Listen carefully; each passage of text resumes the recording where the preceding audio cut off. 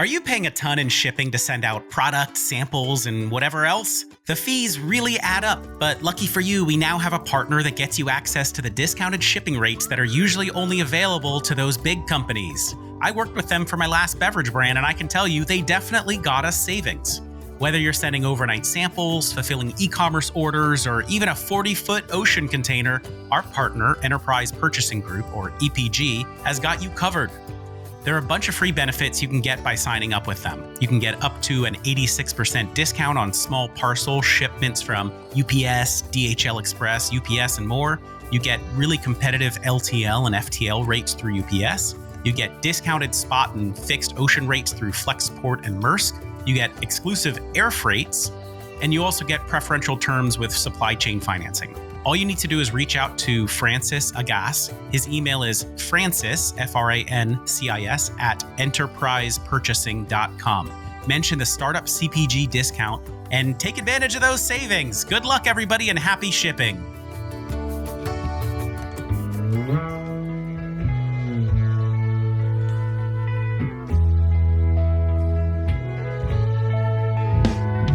$30 to 50% of Gen Zs and millennials are either abstaining or drinking less.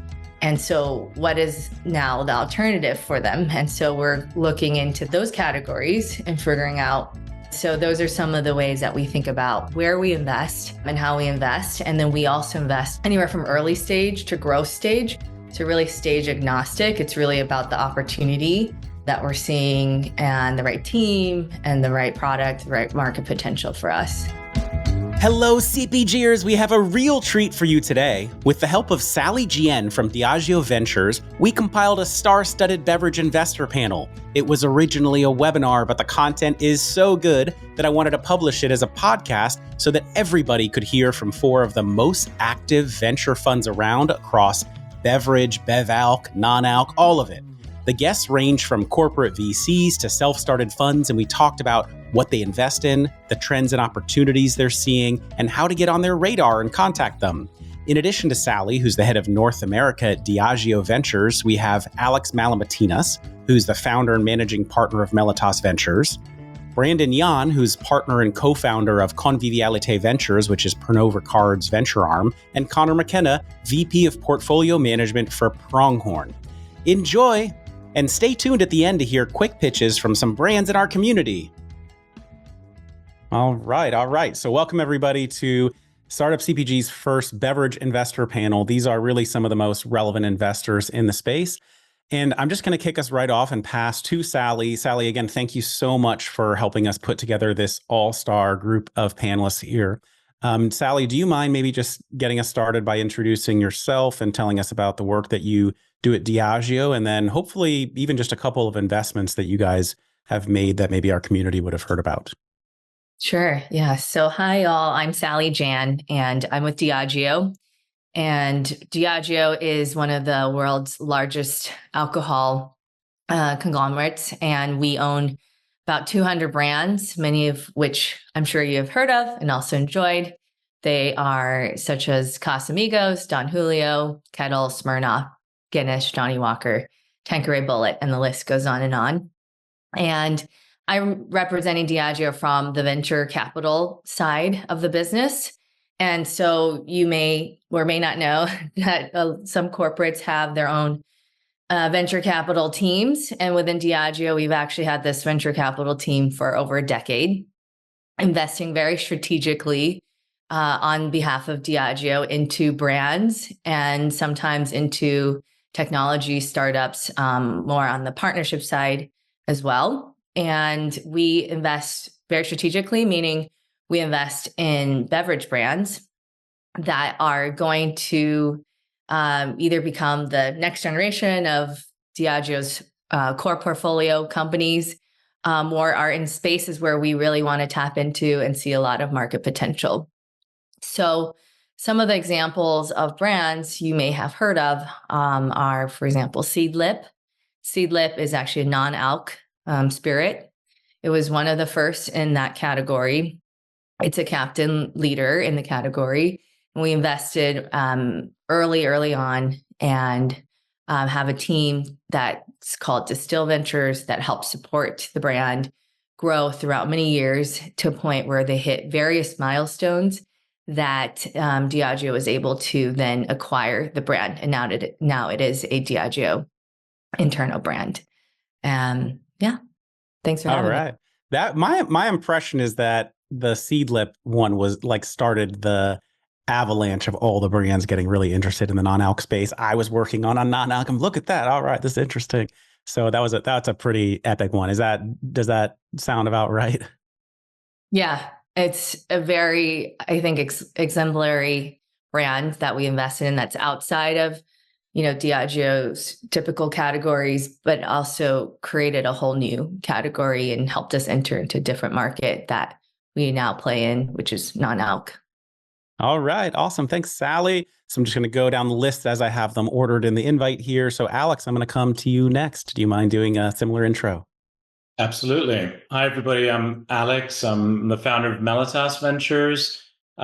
We are a New York-based venture capital fund that invests in innovative emerging consumer companies with a focus on food and beverage. Some of the companies we've invested in early on include Olipop, Lemon Perfect, Dose, Mudwater, and Kin Euphorics. I think Kin started shortly after Seedlip's success or Seedlip's exit to Diageo. So it's been exciting to be involved in the non-alc space. I think there's been a lot of innovation since and still a lot of growth left in the category. So yeah, we've been around for just over 6 years. We were now a team of 9, including our advisors. We have really experience throughout the entire chain. So we're typically able to help with everything from production, supply chain, retail execution, distribution, all the way through to exit. And we're typically investing seed Series A and following on from there. That's a pretty amazing track record, and I see a lot of those nice beverages behind you. Alex, how did you start this because there was a specific beverage you wanted to invest in, or you just started and then happened to get all of that like amazing deal flow and make all those right choices? Or like what was the inception like when you were growing your fund? Yeah, good question. I guess it comes back full circle. So I grew up in a CPG household. My father was actually CEO of Smirnoff in the 90s and Diageo executive board. So I sort of grew up exposed to brands and the broader industry. And as I was investing in the publicly traded companies, I just became fascinated with all the innovation that was happening in the early stage. And I just always enjoyed working with founders. And so, yeah, in sort of early 2018, I realized there was an opportunity to set up a fund in the space. Kin was actually one of my early investments, and then we just sort of grew from there. Amazing. Okay, cool. Brandon, I'm coming to you. Yeah, so I lead Conviviality Ventures in the U.S., which is Pernod Ricard's corporate venture group. So I guess you're hearing a trend of both corporate venture and adjacent bev-alc style investors here. But Pernod Ricard, for those that don't know, we own brands like Absolut, Jameson, Glenlivet, amongst others. We created a venture group nearly 7 years ago now to invest broadly into what we call the conviviality space, which initially was meant more as let's say, an extension beyond alcohol into experience, entertainment, hospitality. So let's say adjacent businesses. And we have a handful of investments within that category. And then I'd say we made our first beverage investment probably about 4 years ago, focusing specifically on the non-alc category, or really, products that to be drank in a social occasion. So kind of still around this idea of shared experience. The first investment we made was in Liquid Death relatively early on. So that's been amazing to see that journey over the past 4 years or so. And, really that was with the idea that it's really kind of the brand is designed in a lot of ways to be drank in a social occasion. Obviously, with the relationship they have with Live Nation, you see it at live events and music events and things like that. And then over the course of the last few years, we've pushed more into non-alc as a category itself. So within that, we have an investment in Gia, the aperitif, non-alc aperitif brand, as well as a company called AF Drinks, which makes non-alc cocktails in a can, which is growing pretty well across the U.S. right now. It's a New Zealand-based company originally. We have a couple of other beverage investments. So Sanzo probably is one that's also pretty well known, Asian flavored sparkling water brand. And yeah, so for us investing both kind of beverage, consumer brand side and some of the other stuff. But of course, today, I'll focus more on the beverage aspect of what we do. Brandon, with that Liquid Death one, just because so many of us are familiar with their journey, like what stage did they get on your guys' radar and what were the signs for you that made it a yes? I actually saw it towards the beginning. We actually passed on it the first time we saw it. I mean, obviously the brand is very unique, and it's great to see that it's a mainstream brand now. But you can imagine early on with the name Liquid Death, it was a bit polarizing to a lot of people. Or even the design with the kind of the skull and the branding wasn't. I wouldn't call it mainstream. Then we stayed in touch with the team. We saw they originally got into Whole Foods. It was one of their early retailers. And then they also got into 7-Eleven on the convenience channel. And they had the beginning of some velocity data from some of those. And they had really strong DTC data at the time, as well as merch and other things that were being sold. So we got a sense not only that there seemed to be a really strong brand and kind of fans of the brand, on the DTC and merch side, but also retailers, when they did pick it up, it was performing very well, just in a very limited amount at that time. And that was enough signal for us to say, okay, we think there's something here. So we invested, and then, clearly, more retailers became more open to it once they saw, kind of the pull really from consumers for the brand. All right. Amazing. Great. Thank you. Okay, Connor, I am coming to you. Same question. Please intro yourself. Yeah, bring it on home. Well, thank you so much for having me today, and happy Friday to everyone. Thanks for joining the panel. Connor McKenna, I'm the VP of Portfolio Management for Pronghorn. We are a standalone company that's seeking to build a scalable and repeatable template for how to effectively diversify any industry. We're starting with U.S. spirits, we're starting with the Black community, and we have a two-pronged approach. So I'll talk about the venture side for most of what we're talking about today, obviously, but on one side of the house, we're all about trying to build a template for how you can, again, effectively diversify an industry. And that starts first and foremost with employment. We think every industry should reflect the consumer base it serves. And when we started, and we officially launched in 2022, and at that time, while Black Americans were 12% of the consumer base of U.S. spirits, the community was only 8% of the workforce and 2% of the executives. So a clear mismatch in terms of who's participating and who's driving the industry. So one side of the business is all about creating pro rata representation in the workforce. That's working with the Diageos and the Pernots and the Southerns and the Targets of the world across the 3 tiers. It's developing HR commitments and strategies and plans, and also building a talent pipeline with HBCUs and existing talent in adjacent industries. Where I spend most of my time is spurring the entrepreneurial pipeline. So on the other side of our business, we're looking to make minority equity investments in Black-owned spirit companies. Our main number is over our 10-year horizon. We want to make 57 investments, and we've so far publicly announced 25 of those, just wrapping up our second year, which has been really, really exciting.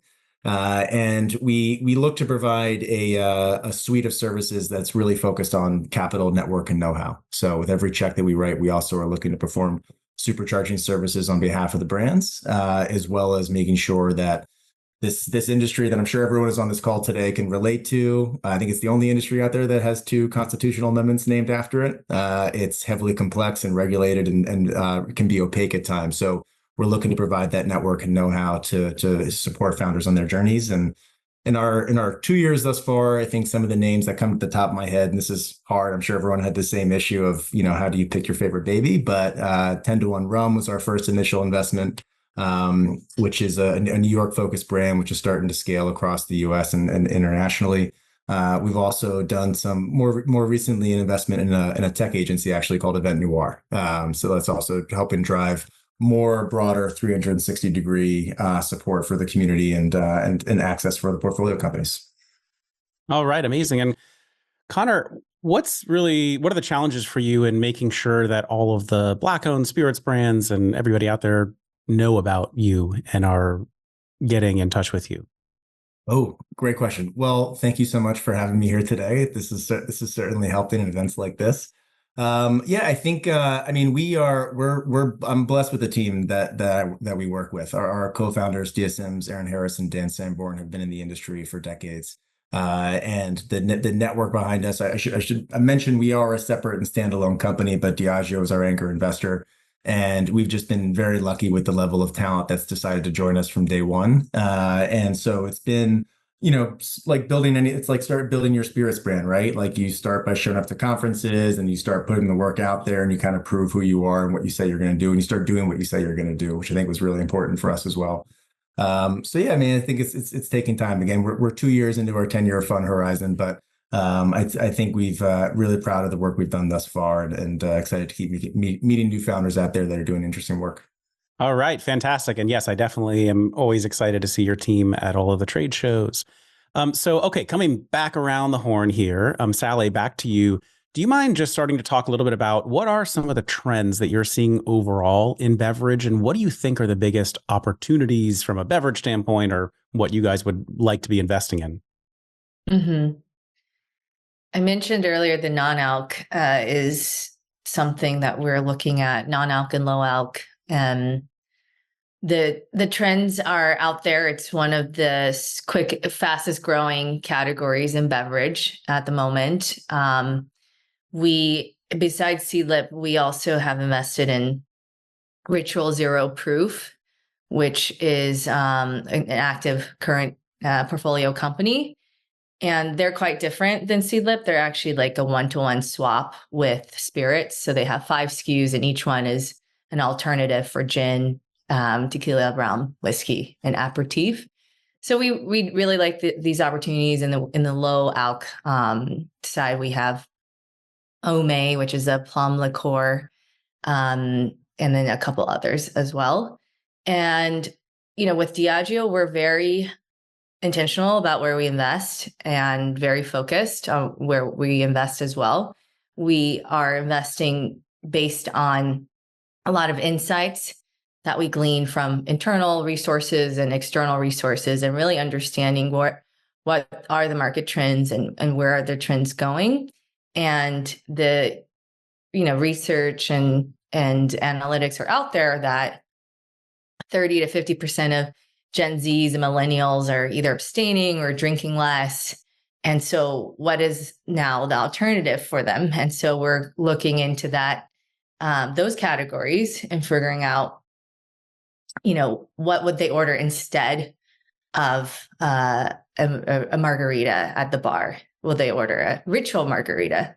And so those are some of the ways that we think about where we invest and how we invest. And then we also invest anywhere from early stage to growth stage.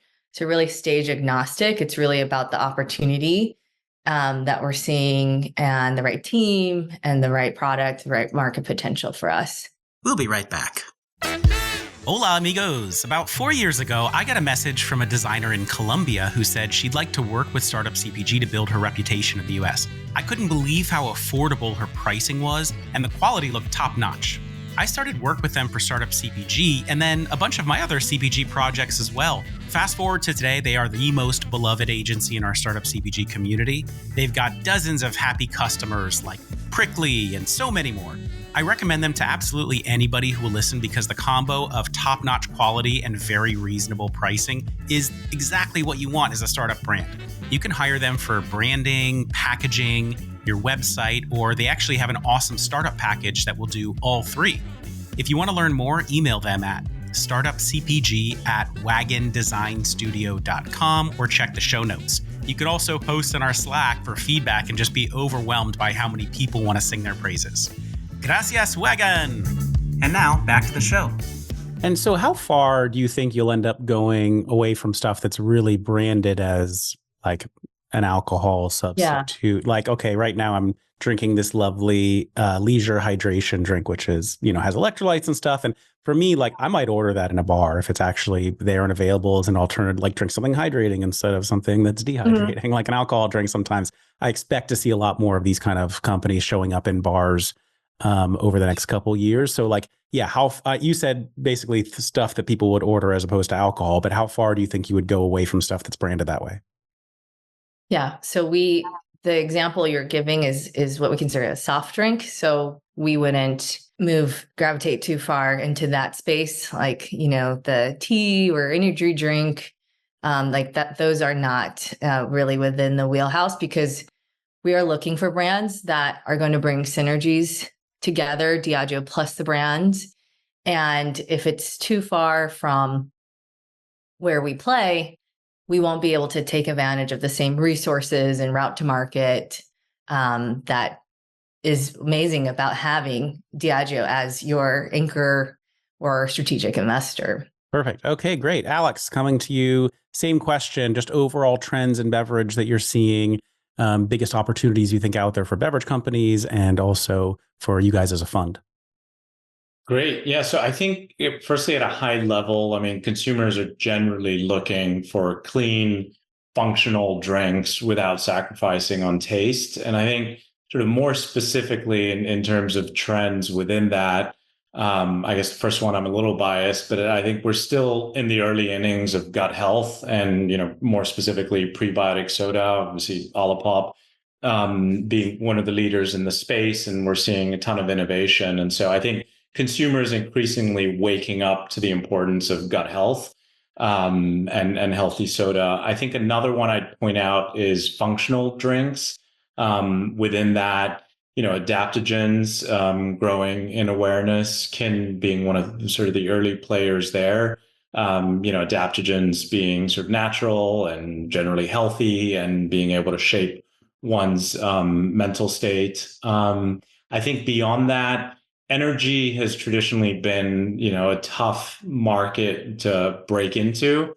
Obviously, Monster and Red Bull have done very well there, but I think there's certainly room for clean energy drinks. I know there's some brands that have been popping up, so excited to see more there. And then I guess one other I'd point out is the potential for shelf-stable wellness shots. We are early investors in Dose, which I think has done a great job addressing different need states. There have been several shot brands over the years, and I think some have been challenged by the fact that they haven't been shelf stable. And so the ability to be shelf stable and sort of offer consumers a great tasting product that is addressing certain needs, I think there's great potential there. And I know retailers love those products too, because they're small on the shelf and they're expensive. And so if you're talking about, dollars per square inch on the shelf, that's kind of hard to beat. Okay, Brandon, I'm coming back to you for the same question. So what are the trends you're seeing right now in beverage, big opportunities for you guys and beverages out there? Yeah, so for us, as a strategic investor, probably similar to the Diageo side, non-alc is obviously a big trend that we see and that we pay attention to. I think there's a broader trend, obviously, around health and wellness that everybody is aware of. We see non-alc as one leg of that health and wellness side, more from probably an indulgence point of view, where you're not necessarily drinking non-alc products because you're looking for specific functionality, but you're looking for just something you can sip on, maybe while you're out socially with other people, or even at home as an alternative to maybe having a glass of wine at night. Maybe you have a non-alc cocktail or whatever it might be. So definitely non-alc. We think we see the trends anywhere from older people moderating to younger people not drinking at all. So we think that there's a lot to come still within this market. Then I think others even within non-alc or even outside of that, we're looking at unique flavor profiles, or I think there's a broader interest around international flavors coming into the U.S. It's something that we kind of feel like is of interest with our investment in Sanzo as an example. Then I think there could be functional benefits, again, coming more from a alcohol corporate, but like what are other alternatives that people are looking more for, the alternative to the alcohol effect? We're not investing actively as a company into like the cannabis space, but I think that's an interesting area to kind of follow, even though it's not something we're actively doing just from a corporate perspective. And then I think, others that I think was also maybe mentioned or that you mentioned around just hydration. I think also, again, kind of thinking about the opposite effects of alcohol in some way, or, that I think there's just seemingly a bigger trend around hydrating drinks or just making sure. And again, that still falls in kind of the health and wellness category. That's even something that we've seen, again, within the portfolio of like Liquid Death, having powder hydration packs is kind of one of their brand extensions. And I think there's a variety of brands now doing stuff within that. And to your point earlier around, retail space, the powder packs in particular, again, small amount of shelf space, relatively high price, easy to ship, high gross margin. So I think that's also an interesting category overall as far as trends. Oh, right. Yeah, I love the hydration set for me. So interesting. Like I like to host parties here in LA. And what I've noticed is when I have people over, it could be a Friday night, whatever, half the people actually aren't drinking when I do it. And I'm really interested to see what drinks they choose. I'm very lucky because a lot of these awesome brands in the community end up sending in products for our Shelfies program, for our team to try. And so I always have them out in the fridge. It looks like Erewhon in my fridge. And just seeing, okay, so you're not drinking, what are you choosing? And just the split between, I actually would like a non-alc or a mocktail, something like that. There are some cool options. And then just all of the people looking to, no, I just want a sparkling water. Like, what do you have in there? Or some people who want something kind of indulgent because it's like, I would be drinking, so I want something kind of indulgent that's fun. I'm at a party, so maybe that it could have a little sugar, but maybe something fun like some adaptogens, stuff like that. So I should keep velocity data from my fridge. All right, Connor, I'm coming to you. Same question. What are the trends? What are the opportunities? Yeah. I just got to yes in your story real quick. I'm no marketer, but I love micro experiments at home parties and realizing I bought way too much of one thing and not nearly enough of the other. So right on the same page there. So I think, I echo what everyone's saying here, right? I think there's categories trends and there's consumer trends. Regardless, there needs, whatever the idea we're looking at is, whatever category or price point it falls in, there needs to be a compelling story behind it that's going to resonate with the consumers of today and tomorrow. I think that is table stakes, even if you're in the laboratory perfectly building this, the right agave category, the right price point, the right markets, right? That things that are built in the lab still may not resonate. So it's all about making sure there's an authentic story to be told. That being said, we would be silly to ignore some of the fast growing categories that's driving more consumer choices. So us focusing specifically on the spirit space, we do look at agave, we do look at whiskey, we do look at RTDs heavily. And then from the consumer side of things, I think we see consumers are more and more prioritizing convenience. That's just in terms of packaging, but also in accessibility and occasions. Some considered luxury, and obviously that the health and well-being that everyone has spoken robustly about today already. But I think we look for authentically purpose-driven brands as well, right? So folks who have a mission that's more about just selling cases to consumers, but also trying to create a story, trying to support stories out there that aren't being told or aren't being supported appropriately. I think the future from a consumer lens, I think the future is heading in one direction, and that future is colorful, right? The multicultural consumer is going to continue to grow in importance, and brands are being created every day that speak to occasions that wouldn't personally occur to me that I just love diving into and love learning more about. I think one thing we saw out of the pandemic was just an explosion of entrepreneurship. I'm sure everyone on the call can relate to that, but I do think underrepresented founders have been leading the charge there and creating really meaningful new choices where consumers that are meeting consumers where they are and empowering brands that just not only amazing liquid and amazing packaging, but meeting these kind of ever evolving consumer occasions. And that's my summary for this, and maybe it's sounding a little bit like a soapbox moment, but I see these new consumption occasions and these new meaningful roles that brands can play in consumers' lives is building a bigger table in the spirits world. It's strengthening and making us, giving the industry a much more robust future. I love hearing that, Connor, especially the point just around the founder mission and how much that matters to people. And it just really makes me wonder also if there's some data out there about for these brands that have taken off recently, where you would say it's really like founder and mission forward. What do consumers really know about that? Because, for me, there are some brands, let's take like Sanzo.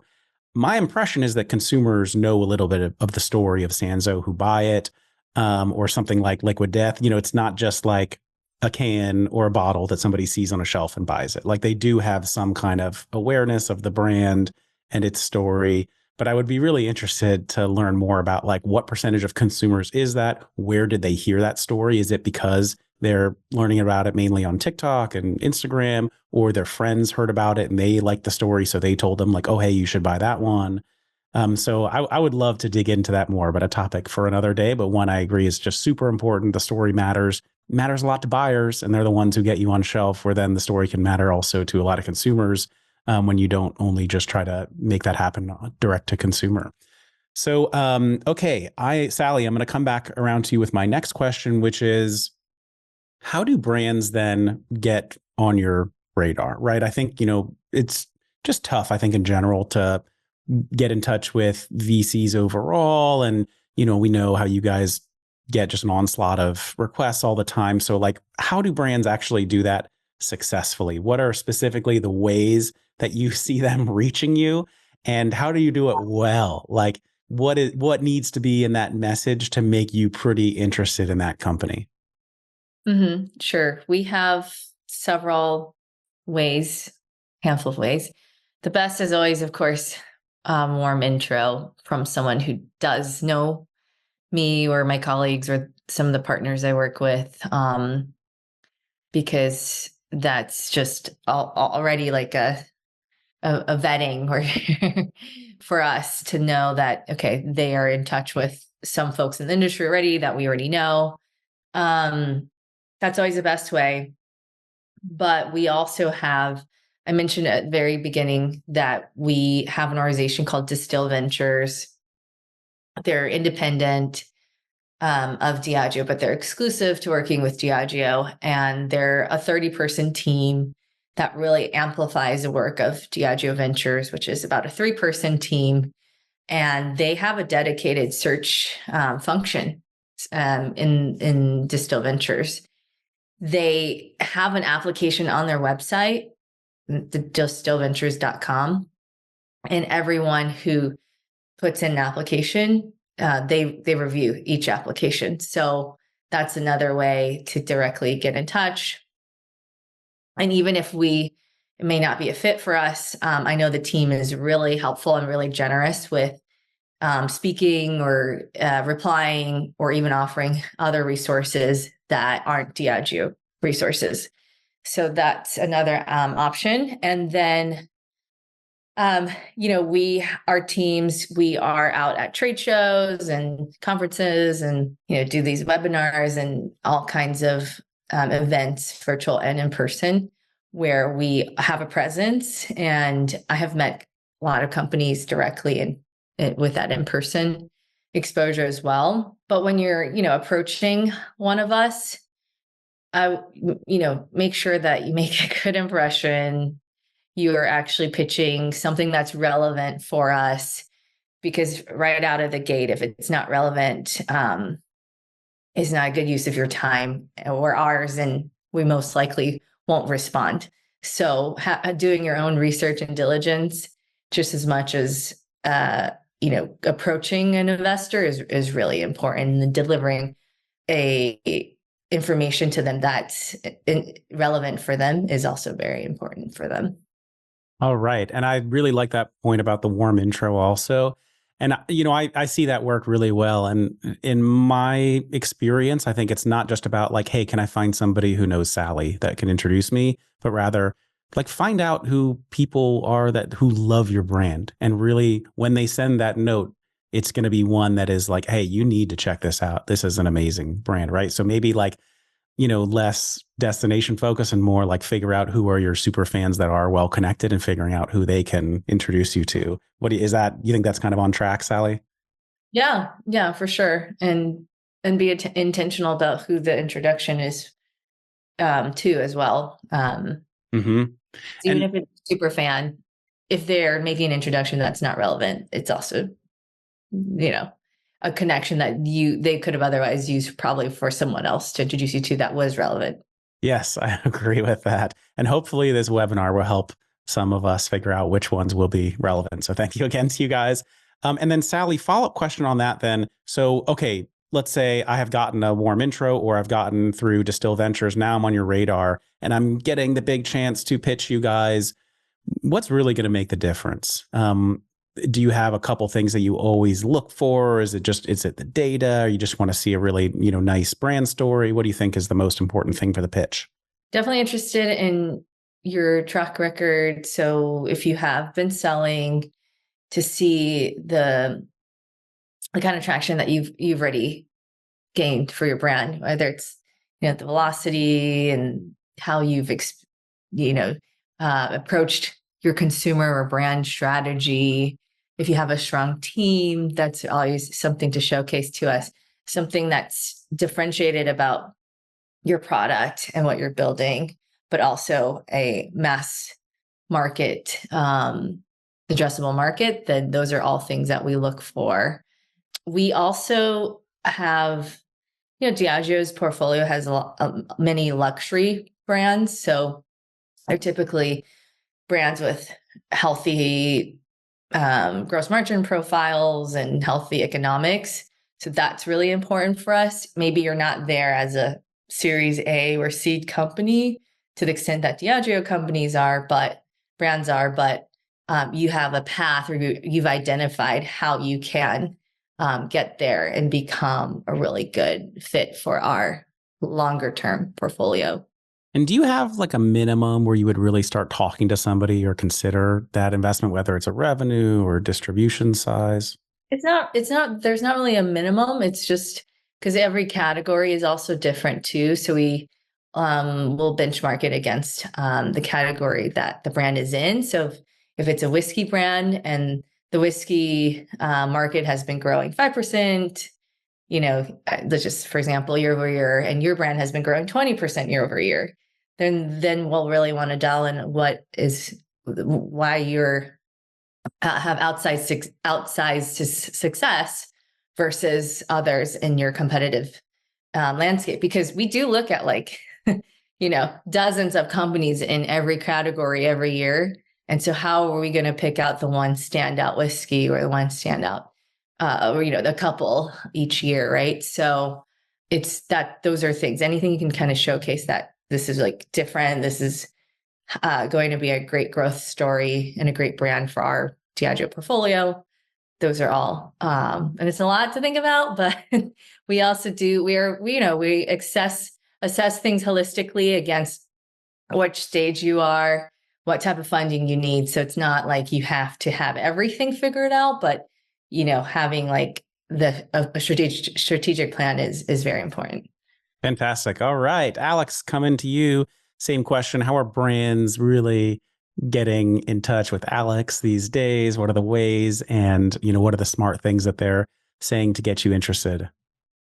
Yeah, so I think, firstly, as a group, right? Each one of us, partners, operators, advisors, we all have our respective networks. So we're each receiving, on a daily basis, maybe a deal or two, and so we're sharing that within the group. And then if there's something compelling there, somebody on the team will take the initial call meeting, and then it sort of evolves or doesn't evolve from there. I think beyond that, we have allies and friends within the broader industry. And I find that, that sometimes angel investors can be really helpful.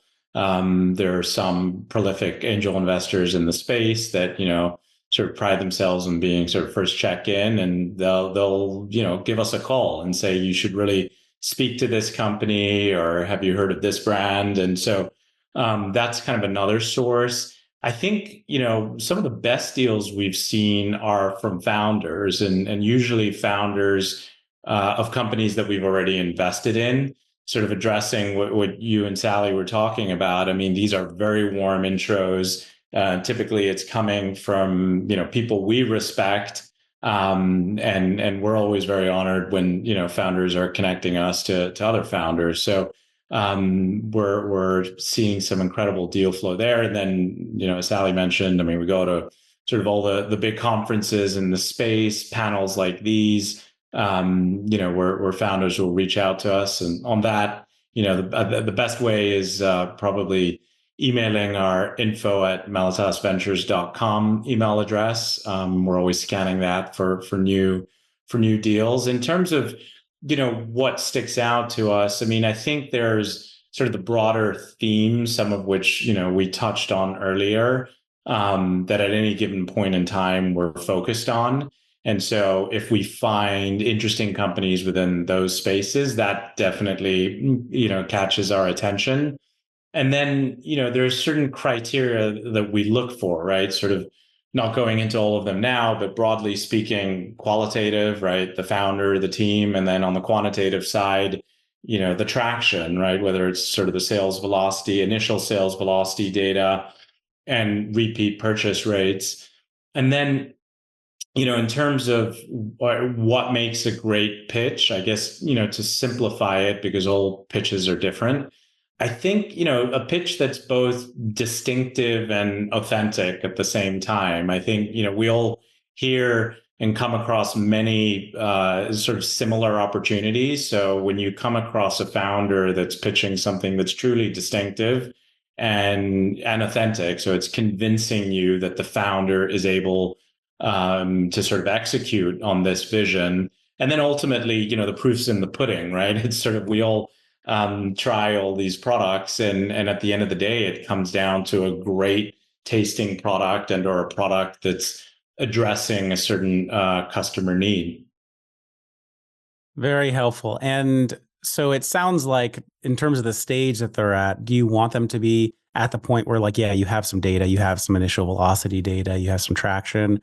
Or would you look at something even before they launched if it was the perfect founder and idea? Where do you typically want to see people? Yeah, so I'm happy to speak to anyone, as early as them having an idea, right? Because some of the most successful founders and brands, like the things can move very quickly, and it's always just great to kind of hear the vision, talk with the founder, and then sort of watch it evolve and try to be helpful in the process. Realistically, where we're going to invest as Mellitas as a fund is where there's that initial product market fit and initial revenue traction. But again, for many brands, that can happen very quickly. All right, amazing. Okay, Brandon, I am coming to you. Same question. How are brands getting on your radar and saying smart things to get you to respond and want to talk to them? Yeah, so we do a lot of our own research. We almost prefer that we reach out to brands rather than they reach out to us. So if we have categories that we think are particularly interesting, we'll do our own kind of analysis or research into the category and kind of create our own list of potential target companies. Having said that, we don't find everything on our own research, and we're always open-minded to other things that maybe we don't see at first look.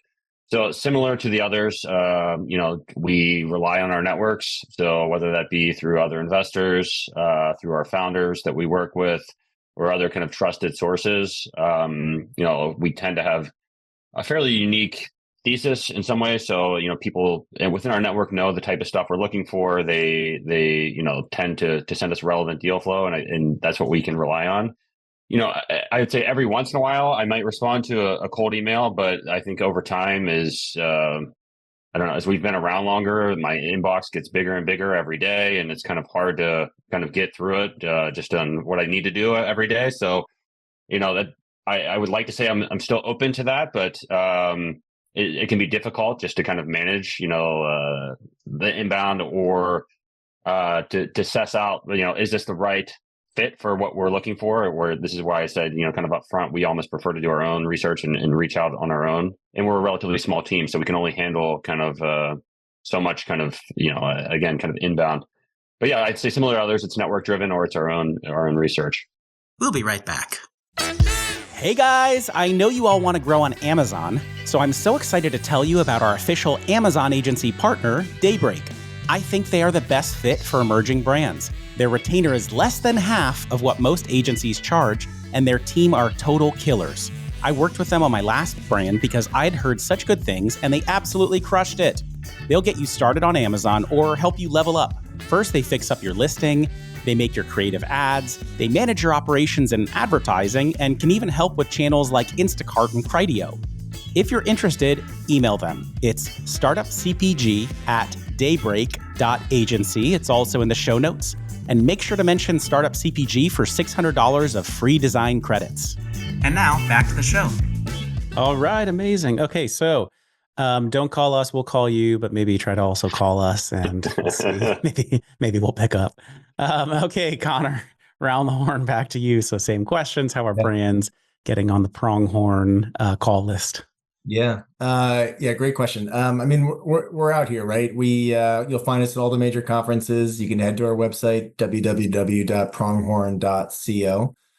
It's not .com.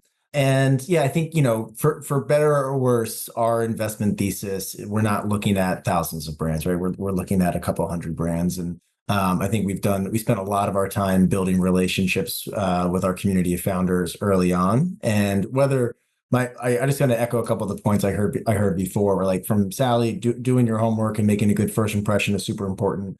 But combine that with what Alex said is don't wait until it's perfect and you think you're finally ready for us, right? Like spend your time talking to these investors and understanding what do they care about. The last thing you want to do is be out of cash and then start reaching out to investors and saying, hey, do you like what I've built, right? You want to figure out what are they looking for, asking all these questions. So that way you're building a relationship along the way.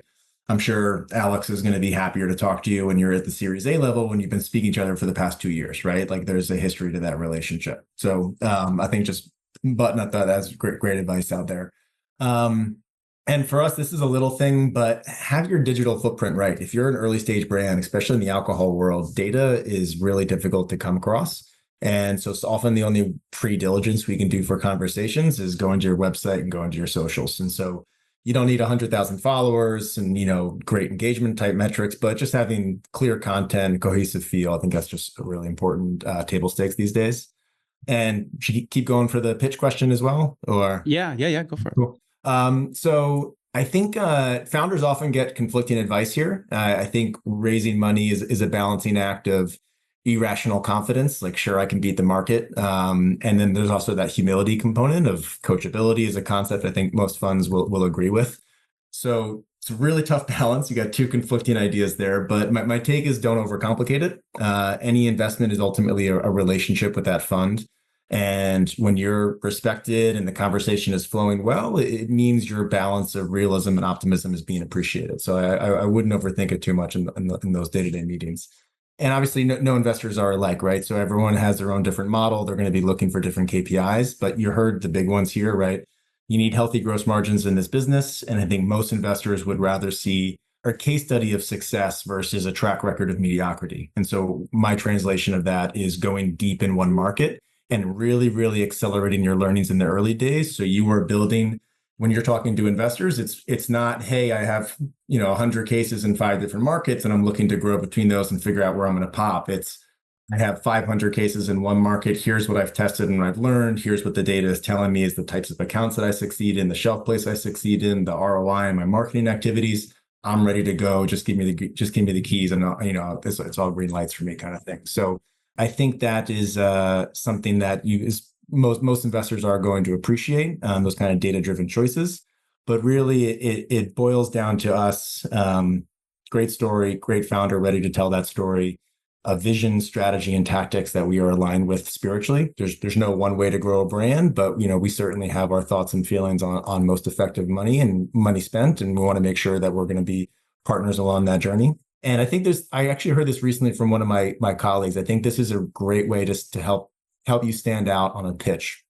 This is speaking purely to the spirits world where we have this 3-tier system, right? Where it's suppliers, distributors, and retailers. We love when people talk about this 4th tier. And that 4th tier is that journey from retailer to consumer. So if you're able to bring really insightful data and activation strategies and just results of how that 4th tier is a combination of the brand, of the distributor, and the retailer all working together with sampling activities, with activations, with point of sale materials, all those things. I think founders can really, really stand out when they realize it is this 4-tier cohesive ecosystem that's really doesn't stop at any individual level. You have to play a role across. And I'm conscious of time. So the last thing I'll say is I love when I learn something in a pitch, right? Like we all know data in this industry is tricky to navigate. So when a founder comes to us with a unique market insight or a unique market insight and a product and a strategy and a team that's ready to attack it, it's incredibly exciting. So my way of saying, don't assume that investors are sitting here knowing all the answers and have all the insights and are just are picking the winners, right? Like we love to learn, and it should be that two-way conversation. I love it. Yes, great way to engage people, pique their curiosity. So speaking of pitches, so thank you guys for all those incredible comments and insights. I definitely learned a lot. I thought it'd be fun if maybe we just try to do a couple quick pitches from some of these amazing brands that are in our audience. So what I'd like to do is if somebody wants to hop on stage, maybe raise your hand. You can put in the chat like what your brand is too. And I'm just going to try to, basically what I'd like to do is 30-second pitches. And so, you don't have to say like you're fundraising X amount or whatever, really just come up and maybe just give your brand's overall quick 30-second pitch. I am going to cut you off if it goes over. So if you're looking at me, you'll see me kind of wave when you have about 10 seconds left. So if you want to just kind of jump up and do your pitch, and then maybe at the end, I'll just ask some of our lovely guests here if they want to, call out something interesting that they learned or just, maybe an observation that they had about one of the pitches. We'll try to circle back to those. So if you've raised your hand, I will promote you to panelist, and then you can come on and just hop right into it, and we'll try to get through a couple of these. So thank you guys. We should have the first ones joining in just a second here. All right, let's check out some of the quick pitches we got from beverage founders. Go for it. Good afternoon, everybody. Daniel from South Africa as well. Everybody, this is a beanless coffee made from upcycled figs. It is 1/8 the water footprint of coffee. It is 1/3 the price of coffee, and it's 1/13 the carbon footprint of coffee. One single ingredient, upcycled figs. It's won awards at several coffee festivals. And my time's up. Thank you very much.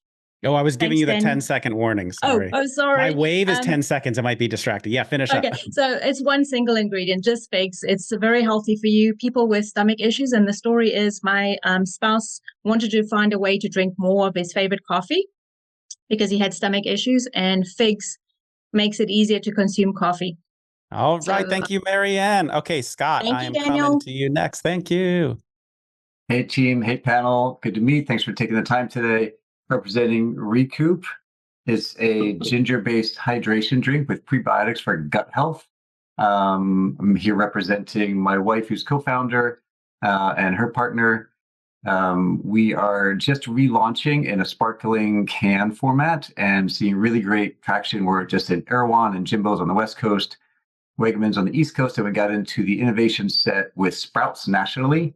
And we're rock certified, which is really cool. And natural retailers especially are seeing a lot of traction with that regenerative organic. So really exciting for the hydration and gut health space. All right, great. Thank you so much, Scott. Okay, and if you're joining as a panelist, just keep your video on because that'll help me remember whose turn it is to go next. Okay, so Olivia, I'm going to come to you next. Thanks, Daniel. Hi, everyone. I'm Olivia Chen, co-founder of Tor Milk Tea, and we make a line of canned milk teas. We have 4 SKUs, and we have also single-serve boba packets, boba toppings. We're in about 1,500 locations. The boba milk tea is a really growing industry. It's $3.7 billion. It's the number 1 drink that's by millennials and Gen Zs. And tea is the number 2 drink in the world. Number 1 is water. And so we're really excited kind of where we are. Our boba toppings are in Sprouts nationwide, and then we're in select Whole Foods, Wegmans, Central Market. And then we're very sustainable. So we're eliminating 6 million boba cups single use globally. And in the US, 1 million boba users are drinking. And so this is a big, prime, huge industry. And our number 1 seller is ube milk tea. All right. Thank you, Olivia. Okay, Eric, I'm going to come to you next and then to Rachel. Awesome. So I might have to turn on digital background. I'm Eric with 22 Salute Spirits and Coffee. We are a veteran, minority, and women-owned spirits and coffee brand. We were created as a social enterprise to fund mental health and suicide prevention programs for our veterans and first responders. Let me turn this on. Our products are sold in major retailers like Kroger, Total Wine, Hannaford Markets, C-suites like Murphy's USA, also like country stores. We work with mid-states, places like that on our coffee side. So not everyone can do alcohol. Our bourbon, we do multiple products. Our bourbon's super unique because we're the only fig vanilla bourbon on the market, period. We also have some coffee that we smoke with a Texas mesquite wood, another super unique to the retail market. And so our brand goes out of our way to bring out unique products to really drive a unique cause. All right. Great, Eric. Thank you. Okay, I'm coming next to Rachel. Fun fact about Rachel, she actually had product at one of our very first Startup CPG events back when it was called SFCPG, I think in 2019 or 2020. Okay. Hey, everyone. Daniel, thanks a lot for promoting me. My name's Rachel Martin, and my winery is Oceano Wines. I've been producing wine for over 20 years as a grape grower and wine producer. I launched Oceano Zero, non-alcoholic ultra premium wine, October of last year. We'll be launching with HEB this fall. We make Chardonnay and Pinot Noir and are launching a low alcohol Syrah as well. So low sugar, delicious tasting. The biggest complaint we hear about non-alcoholic wine is that it really doesn't taste like wine and it's not very good and it's super sugary. So our wine is considered to be the highest quality non-alcoholic wine in the market. Thank you very much. I love it. And I'll share, by the way, if you have a blur on or a screen background and you want to show a product, it works if you just put it in front of yourself. This is what I've learned that after using it, right? There you go. The Oceano label is so good. I love that wine. I want to make sure everyone gets to see it. Okay. Thank you, Rachel. Rohan, I'm coming to you, and then to Nikita. Hi, everyone. My name is Rohan. I'm one of the co-founders of Imizi Rum. We are an Afro-botanical rum distilled entirely in Rwanda. This is us. Right now, we are only available in Rwanda, but we've won 5 international medals in the 6 months since launch, including silver at the Global Rum and Cachaça Masters. What's really, really special about us is that we are a cane juice rum that is infused with 6 Central African botanicals, half of which are indigenous to Rwanda. We really think we could be the first contemporary premium brand that is Afrocentric and really, really thoughtfully inspired by Central African terroir. We pay sugarcane farmers here triple to 5 times the commodity price of sugarcane, and see ourselves essentially converting gin drinkers into rum explorers by positioning ourselves as a botanical rum. Cheers. All right. Great. Thank you, Rohan. Okay, Nikita, I'm coming to you next, and then to Juan. Thank you. Hi, everyone. Good to connect with all of you today. So I'm the founder and owner of Naturally Chai, which is a family chai product. This idea came up a couple of years ago when I was pregnant with my son, actually, to sell my grandmother's family chai recipe. And the reason we decided to do it, or I decided to do it, was it's just really cool to share traditional recipe with other people who are looking for that authentic flavor of Indian tea. My blend has no sugar. There's a lot of health benefits to chai because of all the spices in the blend that people don't know about. So a lot of people have appreciated learning about that. And a fun fact about chai is that chai actually translates to tea in Hindi. So you don't need to call it chai tea. You can just call it chai. I've started selling at a couple of retail stores here locally in Monterey in California, and I'm hoping to try and grow it to branch out. A lot of coffee shops have expressed interest in carrying the product, so I'm trying to find a way to make it a cold brew that's shelf stable that I can sell at retail, at other coffee shops. But right now it's just me. And so starting out and trying to grow it. And it's just been really fun sharing it with the community at pop-up events. And yeah. All right. Thank you so much, Nikita. Juan, I'm coming to you, and then to Lex. Hey, everybody. I'm Juan Giraldo, and I'm co-founder and CEO of Waku. We are the new generation of tea. We basically bring pop and fun to the traditional ready-to-drink tea category. Same fruity, refreshing, sweet taste, but with only 3 to 4 grams of sugar, 25 to 30 calories, and 6 grams of prebiotic fiber to maximize for gut health benefits. We're focused on the Northeast. We have more than double the average velocity of our category, and we're top 2 in the Northeast, and we're currently fundraising to support the expansion into more Whole Foods regions. All right, great. Thank you. Okay, Lex, my friend, coming to you. Happy Friday, everybody. My name is Lex with two X's, and I am the co-founder of Rebel, which is a fabulous non-alcoholic cocktail that I co-founded with my sister, Liv, who is an amazing mixologist. She's literally a certified specialist of spirits, so she really knows her shit, y'all. But last summer, alcohol started causing her painful gut issues, and when she couldn't find mocktails that she enjoyed, we created Rebel. And as we like to say, more than a mocktail, it's a whole damn mood. And we are really, really excited to launch for this upcoming dry January 2025. Thank you all so much. All right. Thank you, Lex. Okay, last one here. Christina, I'm coming to you. Hi, everyone. I'm Christina Cowan. I am the co-founder of All Phenoms. We are a sparkling functional organic beverage, and we're looking to elevate the space with clean, organic, unique blends serving mind, body, and gut in every can. We have both a lightly energized and a non-caffeinated version, and we combine pre and probiotics, functional mushrooms, adaptogens, nootropics, and organic fruits, botanicals, and vitamins. We've bootstrapped and are growing. We're growing here in Southern California, Erewhon, Lazy Acres, Bristol Farms. We're just expanding into Texas with Central Market. And we've been really excited about the response as consumers are looking for cleaner, healthier options that are really serving their whole body with functionality. We worked with a naturopath on all the blends and are really excited to help elevate what's going on within the space. All right. And you forgot to say Startup CPG Shelfie. Oh, yeah. And we want to Startup CPG Shelfie, you guys. Most importantly, come on, let's go. Yeah. These big, beautiful trophies. I always keep one here on my desk. If I was at home, I would be holding it up proudly. This is, yeah, it takes up a lot of room, honestly. That's kind of the point. We want like a big, obnoxious trophy that you can put on your booth at Expo. Where everyone's like, what is that? Okay, Christina, thank you so much. Thank you. Thank you to all the brands. I'm sorry I couldn't get to everybody, but we wanted to get as many in as we could. And then, so I guess lastly, I would just ask any of the investors on the panel, if you guys, I don't know if you have any comments or just thoughts about any of the pitches that you heard, or just words of encouragement or something someone said that you liked, or a particular brand that you wanted to mention. It would be cool if they contacted you or anything like that. No particular order. Connor's off mute, so maybe I'll start with you. I just thank you for everyone for sharing your ideas. This is by far the best part about my job is hearing these things. And so congrats on all the success to date, and best of luck in the future endeavors.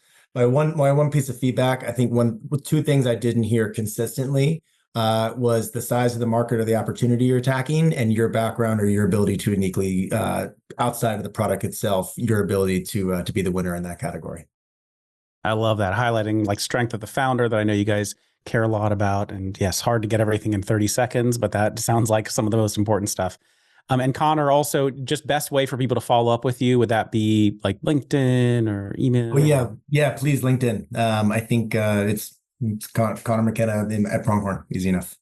Okay, cool. So anyone want to go next, maybe? Happy to go. Yeah, no, great to hear all the pitches, and thanks for being so succinct. It's great to get exposed to so many founders in such a short space of time. You're all doing really interesting things. And one small piece of feedback I'd add, and again, I realize you only had a few seconds there, but maybe highlighting one or two numbers. So, sort of pointing to kind of sales growth, whether it's like percentage growth or sales velocities, or I know that generally gets investors excited. As far as reaching me, I mean, LinkedIn works, although it's probably not the most effective channel. Again, just mentioning our email address, which is info@mellitasventures.com. Fantastic. Okay, Brandon, I'll come to you next and then end up with Sally. Yeah, so I think echoing the others, always interesting to see different types of entrepreneurship going on. Just, even just in the beverage industry, there's so much and so many kind of unique and interesting ideas. I love the idea of kind of taking an ingredient that's seen for one thing and being used now for other purposes. A lot of you guys, I think, also were hitting on a lot of the trends that we talked about earlier. So that's also good to see. In general, I'd say, similar, I think, to Alex's point, always good to hear some level of traction if you have it already. Understood if you're, just launching the product, you may not have that yet.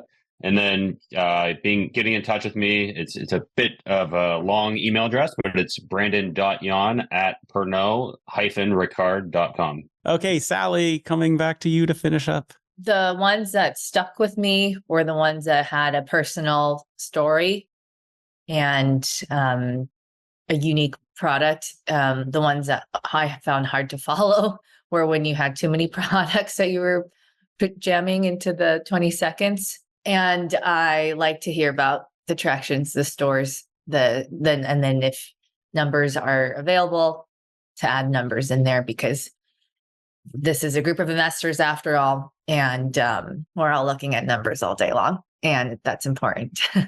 Yeah. And for reach out, you can reach out to me on LinkedIn as well. Just note that we met at the Startup CPG webinar, which I actually have seen several inbounds already. So go ahead. Yeah, that's what you all should be doing. Yeah. Great. Okay.